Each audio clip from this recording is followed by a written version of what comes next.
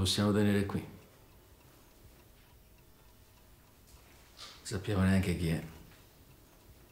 Comunque, meglio lui che Vilma. Magari qualche giorno. Lasci, pensa a lui. Valla a chiamare, no?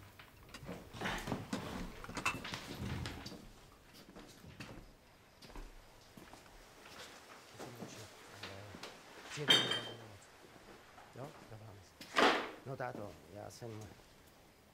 No, jasně, ale musíš si pomoct sám, protože já jsem tady našel práci. Budeš si muset pomoct trochu sám, protože... Počkej. Avanti.